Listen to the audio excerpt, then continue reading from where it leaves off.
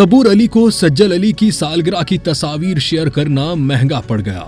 अदाकारा सबूर अली ने अपनी बहन और मारूफ अदाकारा सज्जल अली की सालगिरह के मौके पर खूबसूरत तस्वीर सोशल मीडिया पर शेयर की, जो मद्दाहों की तवज्जो का मरकज बन गई। इन तस्वीर में बहनों के दरमियान गहरी मोहब्बत और खुशगवार लम्हात साफ झलकते नजर आए। सबूर अली ने अपनी तस्वीर के साथ मोहब्बत भरा पैगाम भी लिखा और सज्जल अली के लिए नेक तमन्नाओं का इजहार किया। दोनों बहनों की ये यादगार तस्वीर उनके मजबूत रिश्ते और खुलूस की खूबसूरत अक्कासी करती हैं। सालगिरह की ये झलकियां सोशल मीडिया पर तेजी से वायरल हो गईं। एक जानिब मद्दाहों और शोबिस शख्सियात ने सज्जल अली को सालगिरह की मुबारकबाद दी, तो दूसरी जानिब बाज़ सारिफीन ने दोनों बहनों बिलखुसूस सबूर अली के बोल्ड लिबास को शदीद तनकीद का निशाना बनाया।